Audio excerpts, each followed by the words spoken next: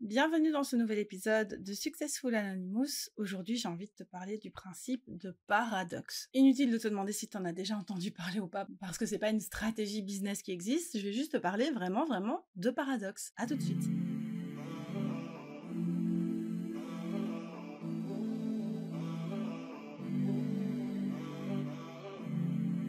Le principe du paradoxe, dans son essence, donc vraiment son fondement, repose sur une déclaration ou une proposition qui, malgré des raisons apparemment valables pour être jugée comme vraie, va aboutir à une conclusion qui semble logiquement inacceptable ou autocontradictoire.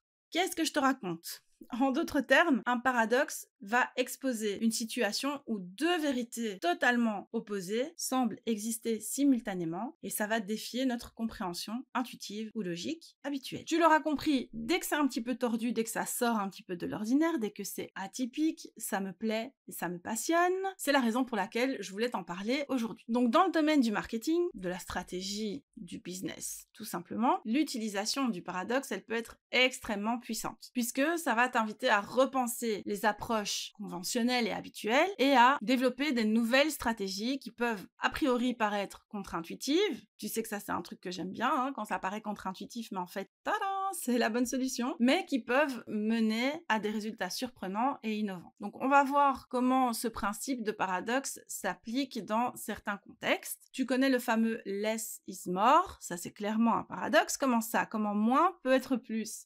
Donc l'idée de réduire par exemple ta base de clientes ou ta base de produits pour augmenter ton chiffre d'affaires et ton engagement, ça peut paraître contre-intuitif parce qu'on pourrait se dire que évidemment en ayant plus de clients ou plus de produits, tu vas vendre plus. Et pourtant, en te concentrant sur une offre plus restreinte, et là on part dans les principes d'essentialisme, et en ciblant une audience spécifique plutôt qu'en ratissant large, eh bien un business peut en réalité améliorer sa proposition de valeur, son efficacité, et tout améliorer la satisfaction de ses clients, tout ça en faisant quelque chose qui semble complètement farfelu. Pour te donner un exemple concret de ce point-ci, je t'en parlais il y a 2 semaines et je te disais que j'ai supprimé près de 4000 abonnés de ma liste email. Pourtant, en supprimant des abonnés, j'ai obtenu plus de ventes. Au final, plus d'engagement, plus de confiance, etc. De la même façon, c'est aussi quelque chose dont je t'ai déjà parlé plusieurs fois. J'ai supprimé mes sources principales de revenus en 2023,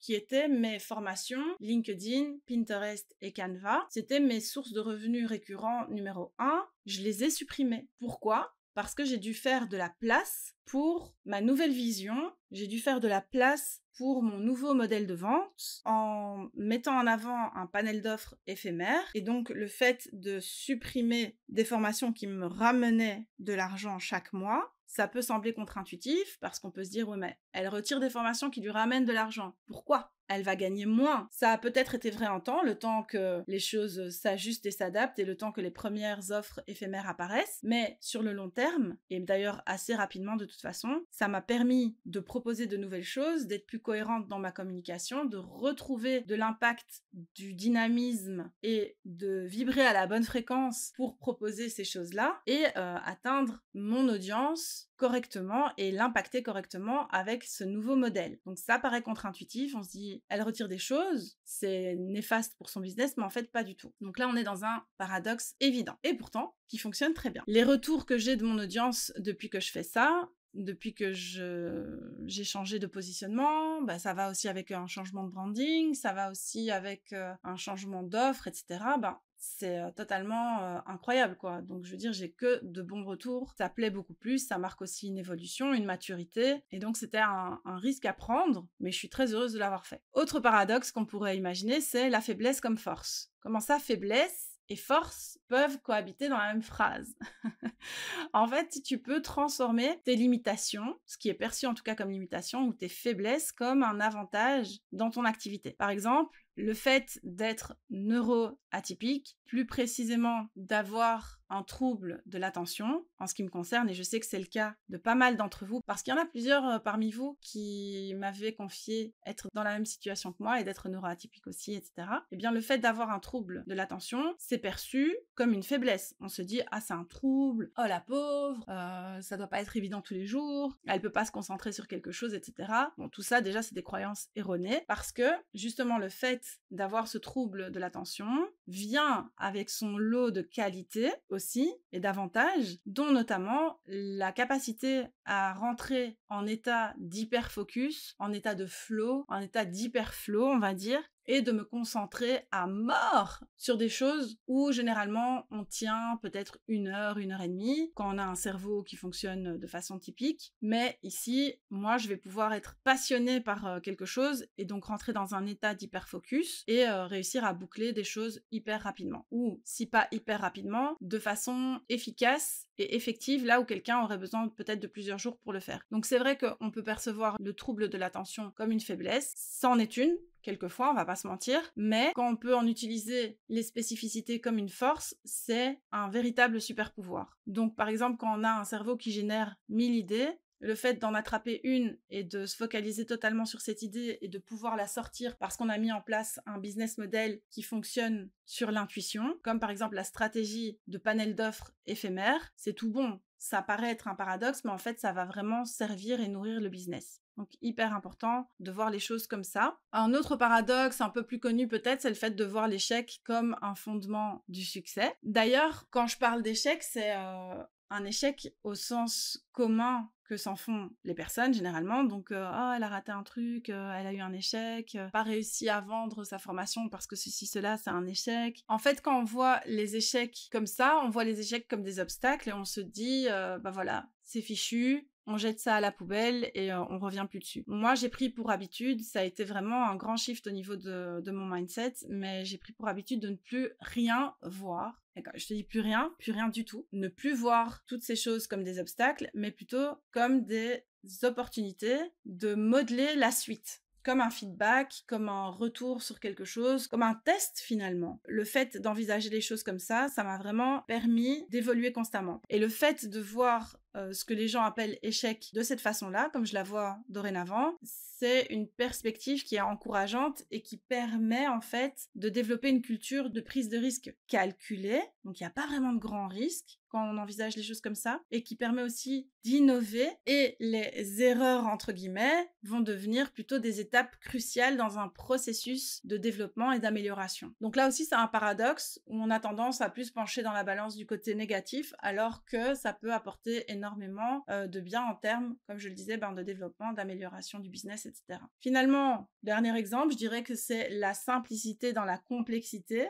Donc, on est dans une société et dans un monde où, en tant que consommatrice, on est vraiment bombardé d'informations, d'options. Enfin, c'est le règne de l'infobésité, comme j'en ai déjà parlé précédemment dans différents épisodes de podcast. L'idée ici, ça va vraiment être de proposer une solution simple à un problème complexe. Et ça peut devenir très, très, très attractif dans un business. Donc, tu as un problème qui est très complexe et toi, tu viens avec une solution qui est très, très simple. On est dans un grand paradoxe. Ça requiert d'ailleurs souvent de naviguer dans un système un petit peu complexe pour réussir à trouver cette solution simple qui va parler directement et efficacement aux besoins de tes clientes. Mais quand tu as fait ce travail de recherche, et généralement quand on a un cerveau neuroatypique, on peut lui faire confiance pour partir dans tous les sens et donc justement réussir à trouver l'essence même de cette solution. Quand tu arrives à faire ça, c'est bingo, c'est jackpot, et en tout cas c'est la preuve que ce paradoxe peut très bien exister aussi, vu qu'on peut trouver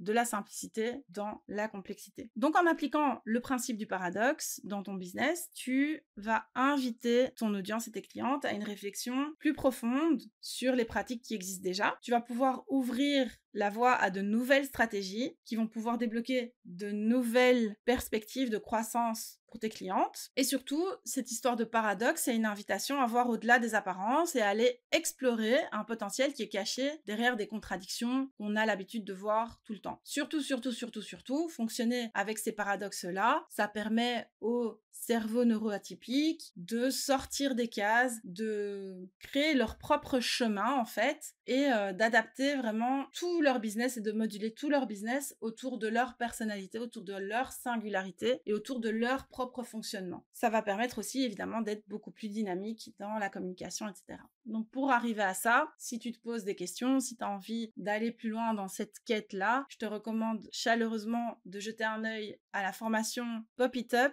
qui est disponible encore quelques temps seulement parce que ça va te permettre de développer ton business de façon totalement inattendue et paradoxale, je pense qu'on peut le dire comme ça, pour justement développer des choses qui sont en accord avec ton fonctionnement et qui répondront, je l'espère, aux attentes de tes clientes. En tout cas, moi, je te remercie de m'avoir écouté jusqu'au bout. Je te dis à la semaine prochaine et surtout, si tu as la possibilité de me laisser ton avis sur ce que tu as pensé de cet épisode, n'hésite pas à le faire, je serai ravie de pouvoir échanger avec toi.